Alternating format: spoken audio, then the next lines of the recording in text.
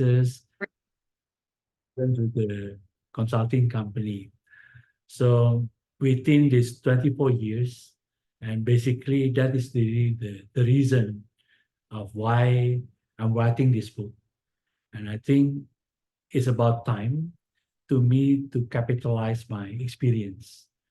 And in fact, in the last 10 years, I see a lot of concerns, especially coming from the business organizations on how to manage talent properly.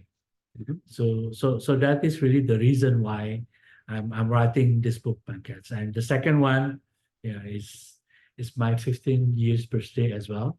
So it's part of me to giving back on my 50 years birthday to all the society. Wonderful. What a great occasion and a great background that why this book and why now. Thank you so much, Pak. I'm sure everyone will benefit. Maybe you can talk more about your view on leadership and what inspired you to shift from, and then the topic of this book, from leadership to talentship. So talk about your experience, your journey on leadership so far, and then what did you find missing, and then what inspired you to talk about talentship. Okay, so basically, this book is also telling me about the journey of being a leader. You know, usually one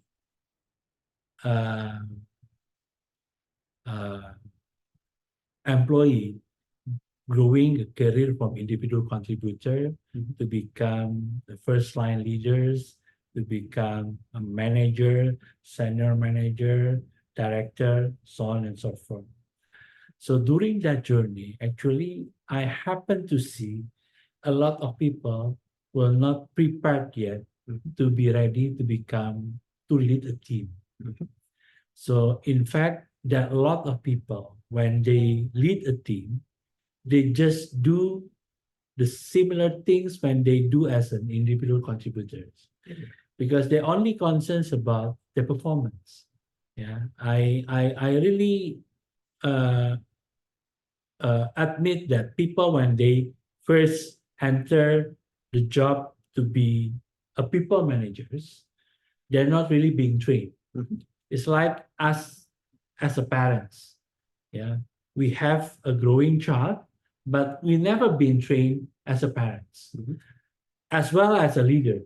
When we grow as a leader, we have our team member for sure, and we never been trained to become a team leader per se.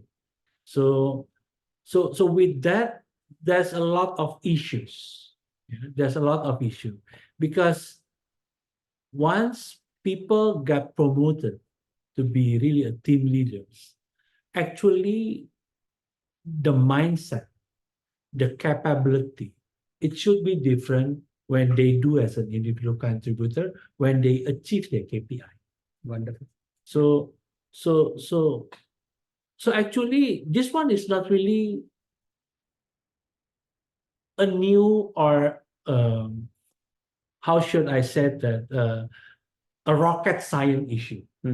It's all about common sense. But this one, it should be solved on the psychological way. So it starts with the right mindset that we need to solve when we did our role as a leader. So what differentiates between leader and talent? I would say that when you will becoming a leader, you want people to follow you. You want to influence people to do what you want to do, right? So leading is about influencing.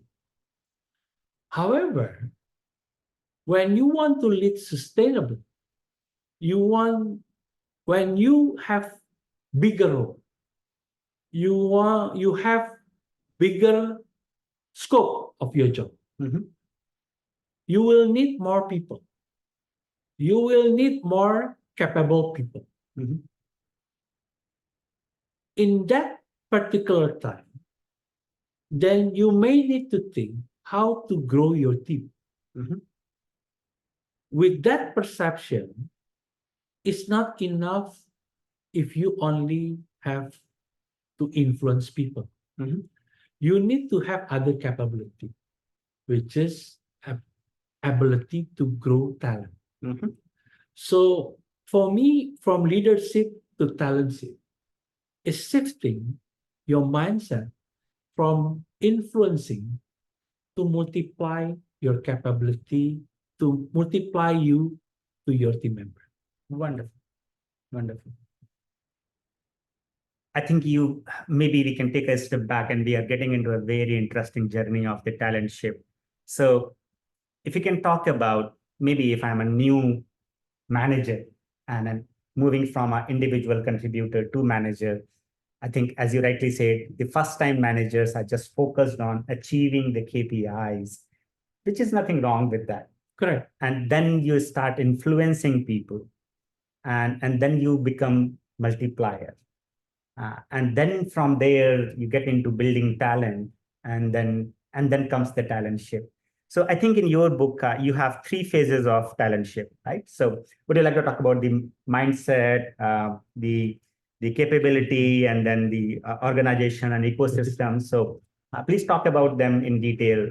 I'm sure there is so much written in the book, and it's very difficult to summarize in few minutes, but please take your time. Okay. So first of all, is about the mindset. Yeah. I think it's pretty much important because we need to shift our mindset, like I mentioned, from influencing to be a multiplier. Yeah. Because actually it's not only shift, but it's about to be balancing. Why? Because like you mentioned at the first very beginning, when you become an individual contributor, you want to achieve your KPI. And that's fine, right? And when you become a team leader, you need to achieve your KPI as well. Mhm. But the problem, when you got bigger KPI, when you got bigger challenges, you need also to grow your people as well, right? You cannot do by your own, Mhm. right? Then you need to grow your team. Mhm. By that, you need to shift. Your role is not only to influence your people, Mhm. but your role is also to become a multiplier. Mhm. I give you an example. Pankaj, if you have your team member, and then one of your team member meanings that yeah, you meet him Mhm. or her, and then this team member telling you that, Pankaj, I have difficulties on facing these customers. Mhm. Yeah. So then what did you do? Mhm. First, maybe you can tell them, hey, you need to do this, you need to do that. Then after a while, when you do this coaching time, Mhm. then he came back again to you. Mhm. Said that I still have same difficulties. I already follow your directions. Mhm. And what you did is, okay, let's join me to face this Mhm. customer. Mhm. Okay. Then after you join him, then you expect him to see you, yeah, and then follow you later on Mhm. when you facing another customer. But on the third time, when he also facing this customer, Mhm. and then he came back to you, Mhm. I still have some problem. Mhm. And what did you do? Okay, fine, let me take care. Mhm. Actually, that is really logical or natural behavior. Mhm. Yeah, with all team leader, when they're really facing one of team member that keep doing the same thing Mhm. or keep doing the same behavior, Mhm. and you do not really see any changes, then what you did is, okay, I'll take care. Mhm. Yeah, it happens. Okay, it happens, right?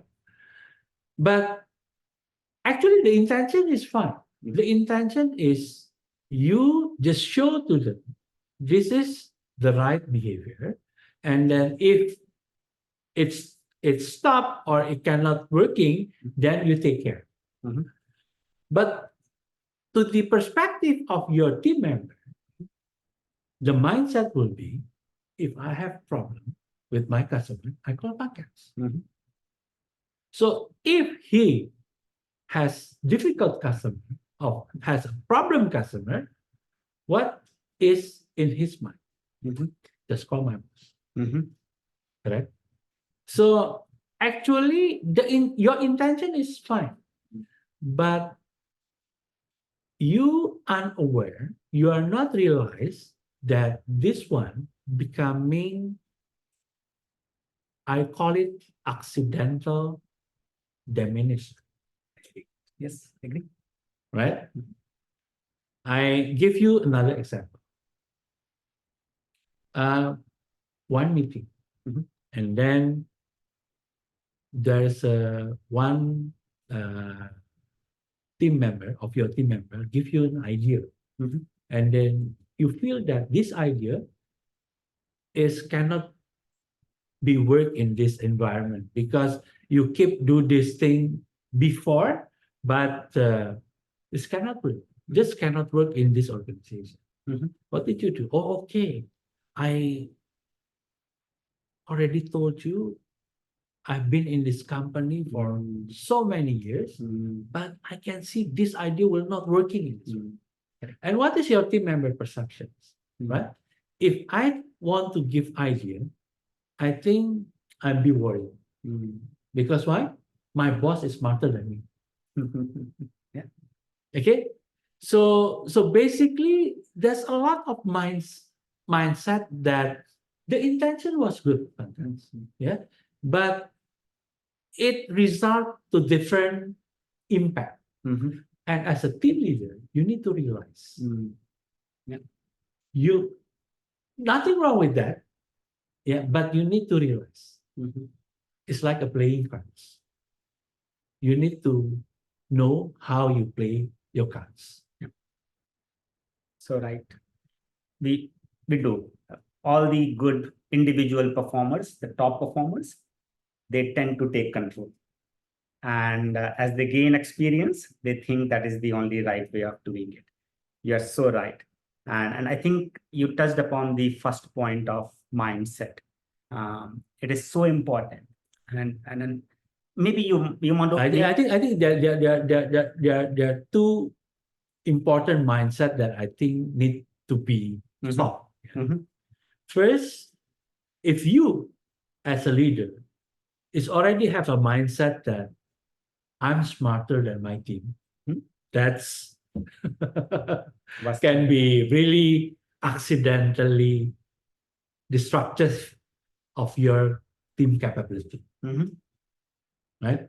Because your team will be very afraid to throw any new ideas, yeah, to throw any innovative ideas, to try new things, because they already think that, oh, my boss is smarter than me. If I has a problem, and then I just go to my boss.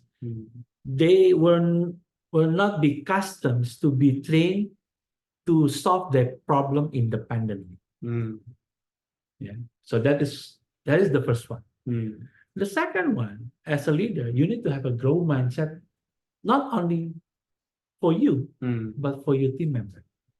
Growth mindset is really important, especially when you see your team member actually has their own strength, has their own area for development that we can, as a leader, you need to understand.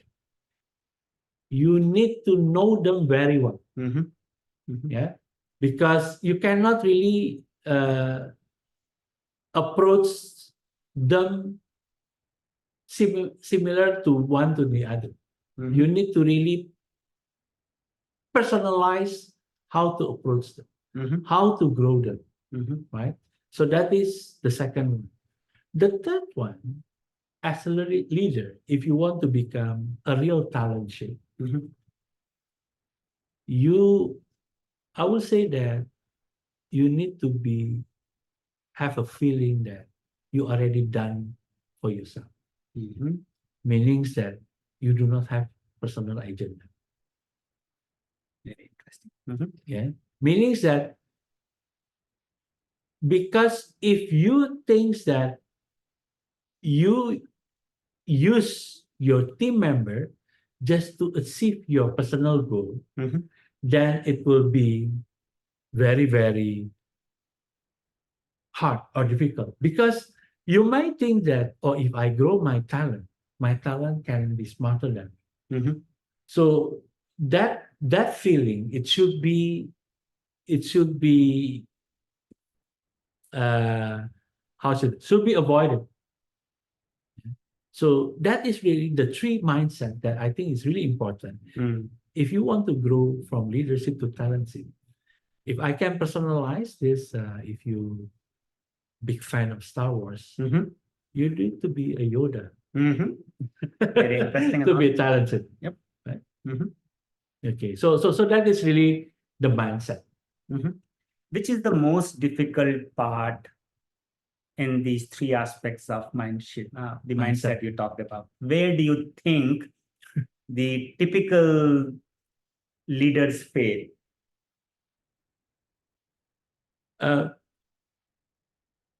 for me, the first and the third one will be difficult. And the first one, because you just got promoted, right? Mhm. And then, especially when you climb the ladder, you will feel that, hey, I'm smarter than my team member. That's why I got promoted. Mhm. Right? That's the feeling. Mm. And then you want to show your contributions, your how brilliant you are in front of your team members. Mhm. Right? So that's the ego of the leader. And for me, it's natural. Mhm. It's a natural behavior. Mhm. As long as it should be balanced. Right? It's a natural blind spot, no doubt. And then, yeah, totally agree with that. Let's move on to the second part of your Capability. talentship. Yes. So talk about that. Huh? Okay. From capability perspective, I think there are two parts. First, and the first one, I think um, it will be more difficult to to develop because it needs also uh, I would say that flying hours. Mhm. Meaning that first is identifying the X factors. You know I call it X factors because I just resemble the X factor. Mhm. You may know the most popular Simon column. Mhm. I think the good talent manager is the one who can identify the potentials, Mhm. not identifying good performers. Mhm. Identifying good performer is quite easy, Mhm. right? Because you have KPI, you observe the behavior, but identifying the potential, it might be difficult. Mhm. Because identifying the potential means that you can project the future behavior Mhm. of one people when they get promoted. Mhm. Yeah. Yeah. And that's is very difficult to measure. Mhm. Right? It's like Simon Cowell when he finding the X factor of one zero talent at the very beginning Mhm. to become One Directions, to become somebody is very famous now, Mhm. right? So that is one of the things. Mhm. That is one. The second one is the capability of coaching. Mhm. I would say that yeah, many people use words coaching. Mhm. But sometimes they mix coaching with giving direction or Mhm. instructions, Yeah. right? So coaching for me means how you can co-create or how you can solve problem Mhm. collaboratively. Mhm. yeah, and co-create development plan for your team. So that's what I mean by coaching. So these two capability that I feel that it's embedded with a talentship. Mm. Mm. So I think there is an ongoing debate, and it's a practitioner's dilemma between performance and potential. Potential is longer term. Not many managers and also called leaders will have patience to wait for the longer term to get the potential become real. Mm. And performance is today, potential is tomorrow. We all live in today. And we always, I feel victim, I feel guilty as well. For my team, many times potential requires grooming, requires sometimes giving away your talent to some other team to groom that potential. We don't have that opportunity in the team. Many managers, so-called leaders, they are so busy in today. They are so busy with the quarter, with the year, delivering those KPIs and performance things. How do we maintain that balance and then not sacrifice the day-to-day performance pressure as well, KPI pressure? Yeah, correct. So that's why I would say that it demands the right mindset. Yeah. That's why the reason why I say that you need to be done with yourself first, with your agenda. You need to think about the sustainability of your organizations. Yeah? Because otherwise, one of the concepts that I also introduced in my book is what I call talent appetite. What does it mean by talent appetite? Because mostly I'm working in financial institution. In financial institution, there is a term called risk appetite. What does it mean is whether you have risk appetite to one business, meaning that if you do not have risk appetite,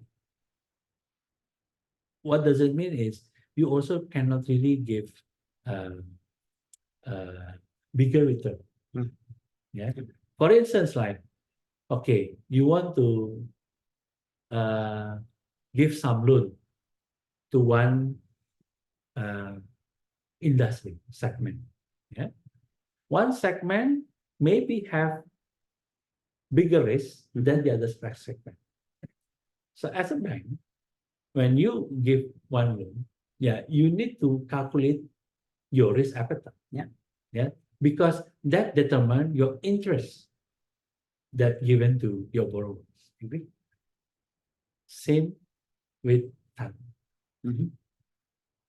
When you want to invest in talent, I would say that when you want to promote your team, common concern when I heard from the hiring managers, hey, Pak Steven, I want to grow my team. I want to promote him. But make sure the replacement of him should be similar or the same readiness or the same capable like him. I said, come on, how come? This person is already experienced, maybe 5 years. I can guarantee you, I will fulfill or I will replace with somebody that have capability like him 5 years ago, not now. Right? But mostly people do not want. They want people that capable. The same like this person now, not 5 years ago. Right? But you hired them 5 years ago. Why you okay 5 years ago, but you're not okay now? Right? And between 5 years ago and now, you already invested basically. But you do not want to do the same investment. Right? So talent appetite is is very, very important. Mhm. It's part actually of the mindset, meaning that if you want to reinvest, if you want to have a bigger talent appetite, you will get bigger return later on. Agree. Especially when you talk about the organization sustainability at the very bigger picture. Totally So agree. that's what I mean talent appetite. So taking a little bit of detour here, we came so far without talking about AI and building the capability in the team. You're so right. What got us here will not take us there. And I'm worried the kind of capabilities in the team I have today and I would need tomorrow, it would be a very, very different tomorrow. And then last 9 months, 1 year have been game changer. How are you preparing for future capabilities in your team today? Especially, I think the talentship is so timely. Tell us some practical tips. How will we prepare ourselves and our teams for the AI future? And then it will be totally different way of working very soon. Okay. So one thing that I observed in the last 5 years, I think what we need now is not experience. Yeah. Yeah. What we need now is the agility. Mhm. Yes, agility is coming from the experience, but what kind of experience? I would say that we need for agility in driving the new world now. Mhm. First is mental agility. Mhm. What is mental agility? Mental agility means is the ability to navigate complexity. Mhm. Is the ability using micro and macro or tele lens or zoom lens at the same time. Mhm. As a leader, for instance, you may prefer, oh, Pak Steven, I'm introvert person. Yeah, Mhm. fine. I'm extrovert person. Fine. But nowadays, you need both. Yeah. As a leader, you will say that, Pak Steven, I'm a detailed executions person. Mhm. I'm a strategic person. Nowadays, you need this both. Mhm. You can choose one. Mhm. You need at the same time strategic capability as well as executions capability. Correct. Right? In the old days, you can choose, Mhm. right? Whether you have strategic capability, then you will be in the head office. Mhm. If you have an execution capability, you will be in the field, Yeah. right? Mhm. But nowadays, both have to, right? That is a mental agility. Yeah. The second one is emotional intelligence, Mhm. for sure, Mhm. because there's no single task now Mhm. can be done by yourself. Mhm. You need to deal with others. Mhm. Then emotional intelligence is one thing. Yeah. The third one is growth mindset. Mhm. And the fourth one is grit. Mhm. It's the ability, yeah, to come back if you have a failure, right? Mhm. So how should I get this four agility? Yeah. Very important. For me, is talent mobility.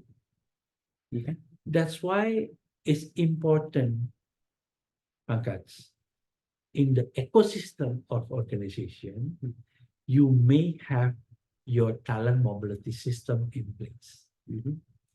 Because talent mobility is easier to say, Exactly. but it's very difficult to do. Like I mentioned, sir, people try to keep their team member, do not want to, you know, give them enough mobility to develop them, Mhm. right? Because they think that they will lose their potential talent, they will lose the ability to achieve their KPI, Mhm. right? So that's why the mindset of the need to be settled first, like I mentioned earlier, you need to feel done for yourself. Mhm. Otherwise, you just keep protecting your talent. You need to have a very mindset that your mindset, it should be a factory mindset, Mhm. not a warehouse mindset.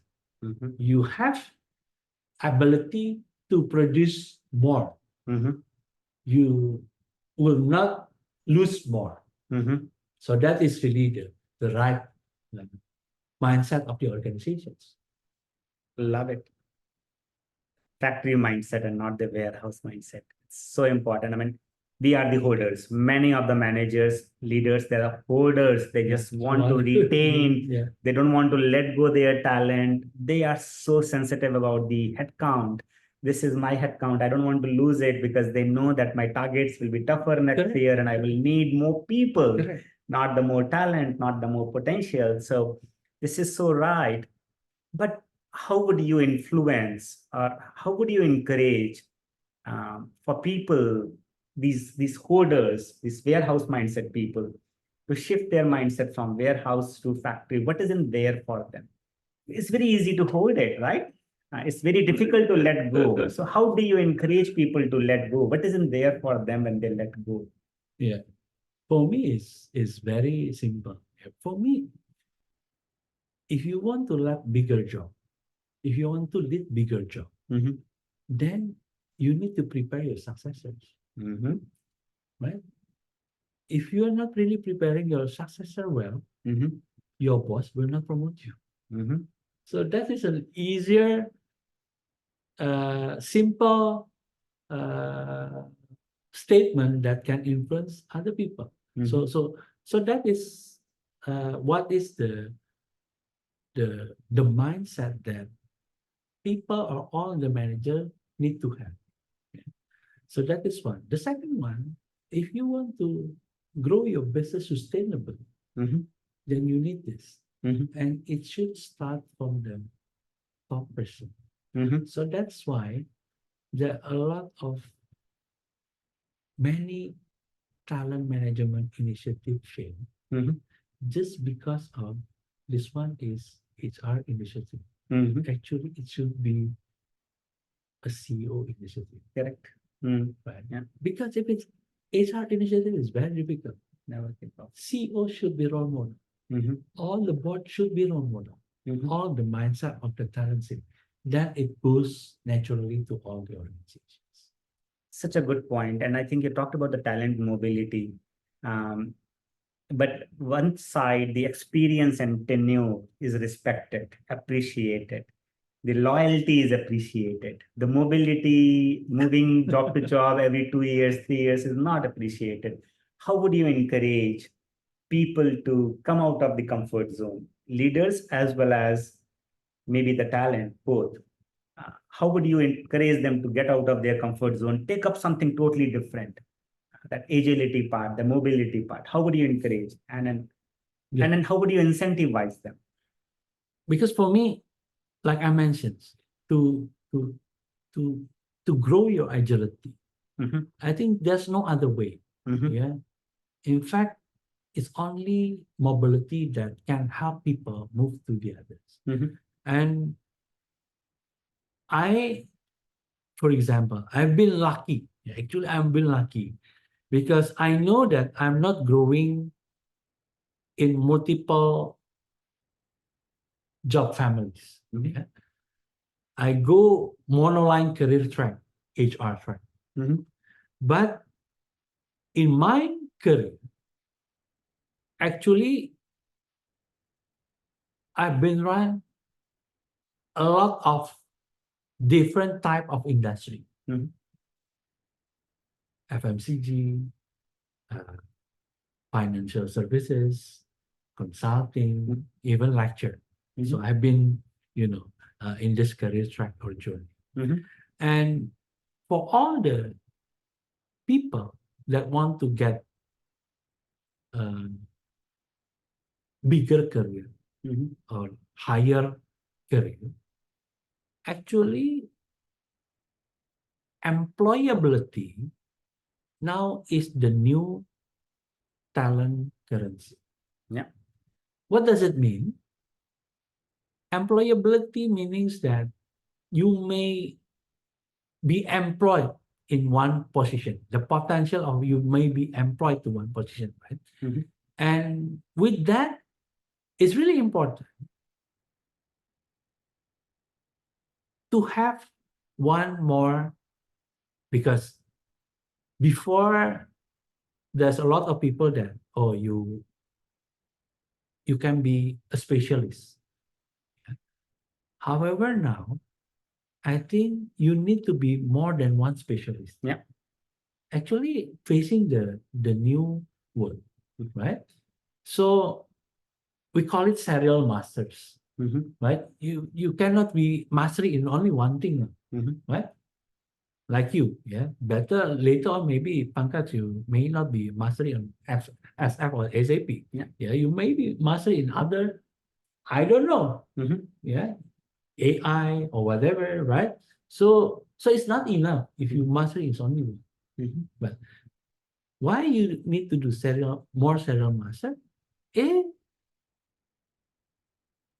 It's because you want to increase your employability in the future. And how you increase your employability in the future? And to be equipped to be more mastery in other specializations is through mobility. Yeah, agree.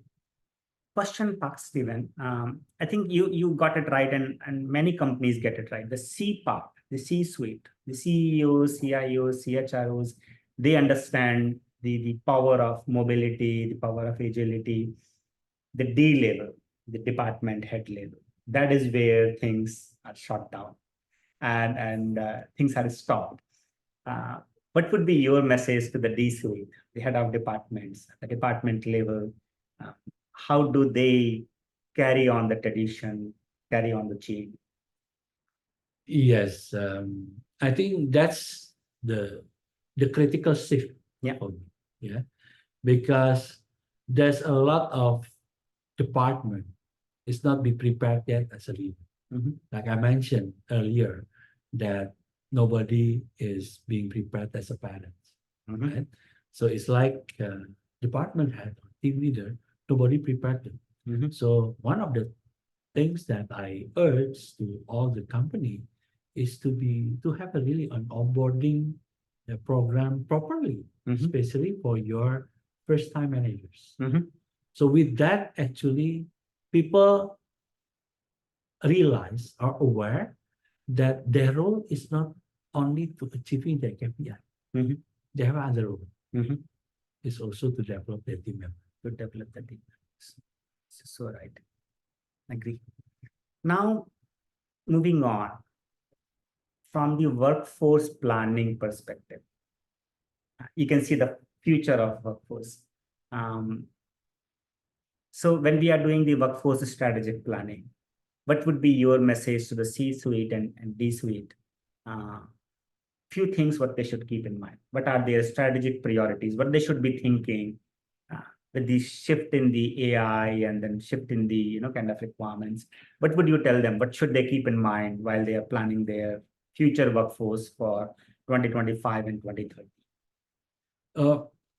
First of all, I think with the growing workforce currently, we need to be very thoughtful on doing the strategic workforce planning, because you may not know whether the future of work will be changes coming from now. So I think for many organizations currently, they need to be very thoughtful on their strategic workforce planning. So that is one. The second one, investing in talent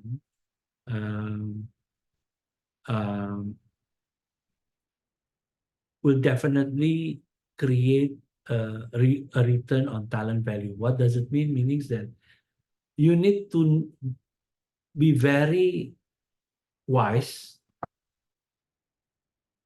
whether your money should be put. Because in the past days, I've seen a lot of organizations that invest more on training, on very, exclusive program, especially send them to the business school. Mhm. Nothing wrong with that as part of reward and Mhm. so on, but it's not enough, Mhm. especially when you want to invest in your talent. Actually, there are 4 E to invest in your talent to accelerate the capability. Mhm. First, educate. Mhm. Yes, for sure.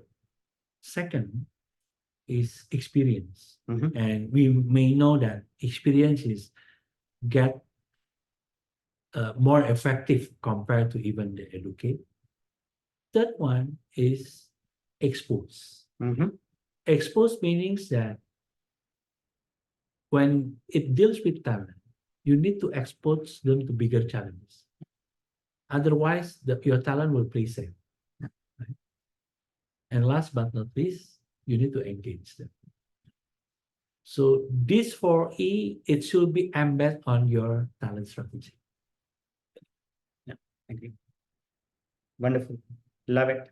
Educate, experience, expose, and engage. All are very, very powerful, very important. One of the last question before we get into the final takeaways and wrap up is 2 big things. I think they are on everyone's mind: the AI and sustainability. From your talentship perspective, how do you think your theory of talentship can help the C-suite and D-suite on prepare for the future of AI and sustainability? Yeah. Both of these things look very, very far away in the moon and the sky, but when it comes to the execution on the ground for C-suite and D-suite, they are very, very disillusioned. So help us Okay. understand and then execute. So basically, like I mentioned before, actually with the existing of AI,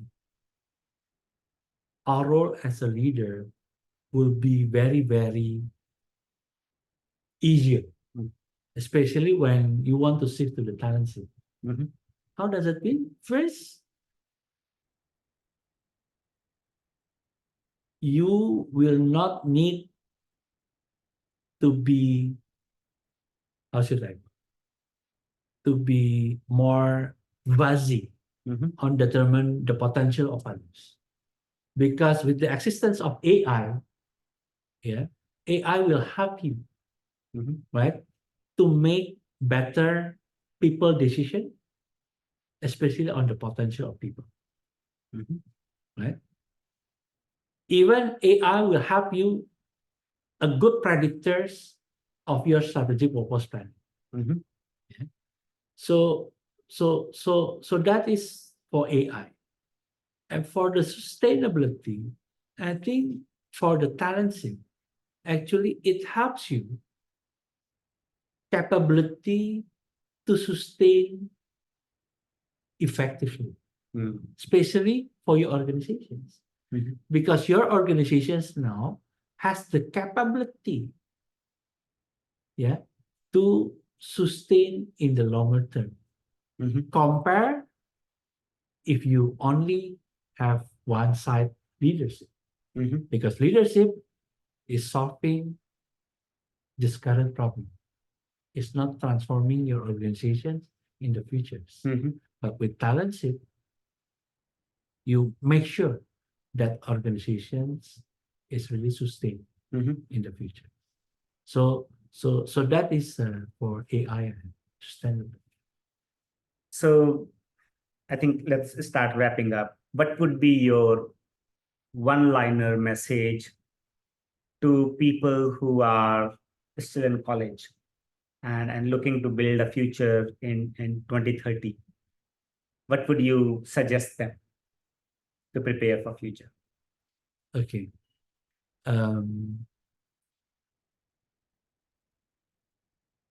For me, do not easily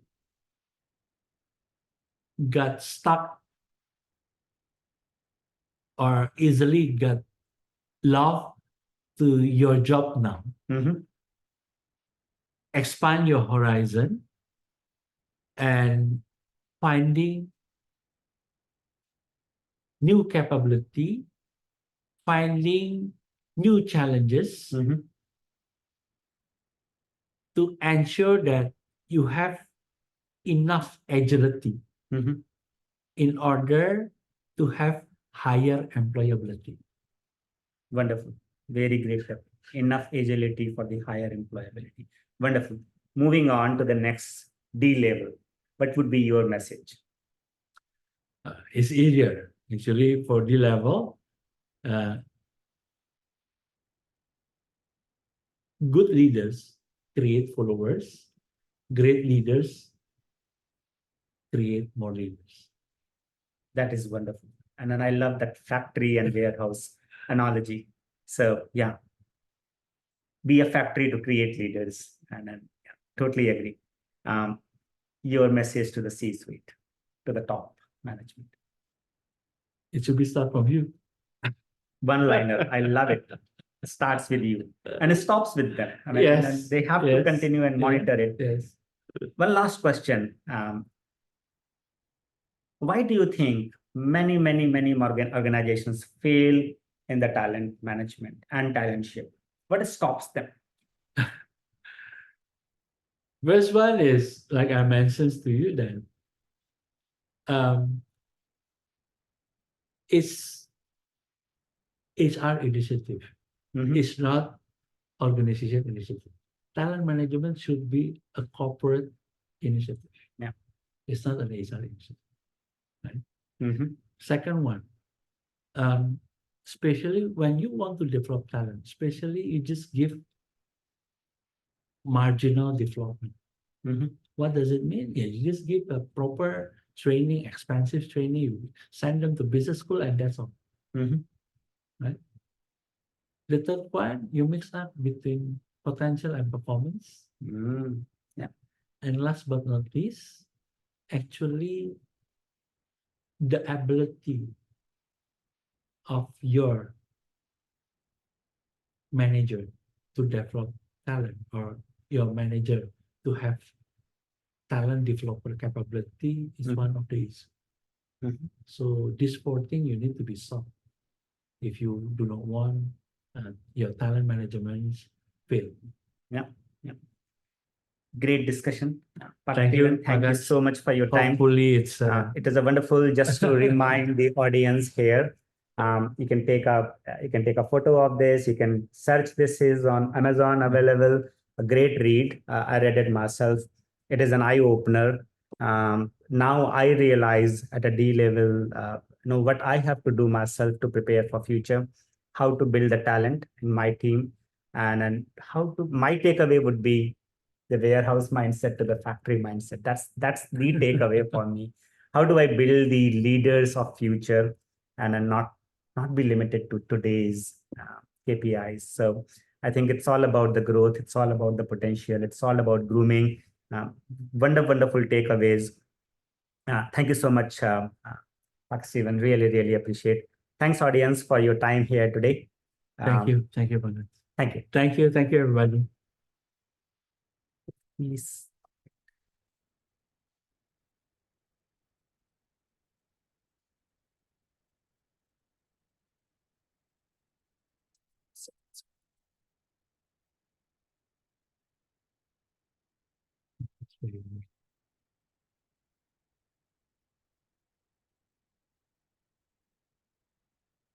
Once this is completed, I can add this too.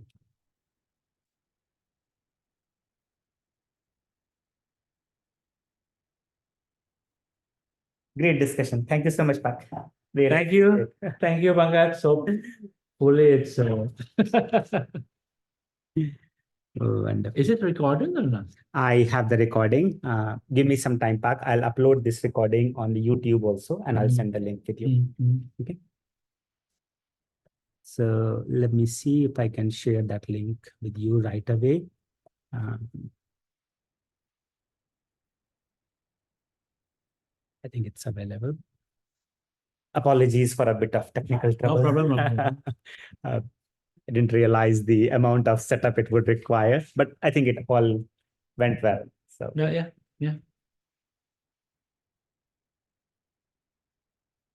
Gimana, Nov?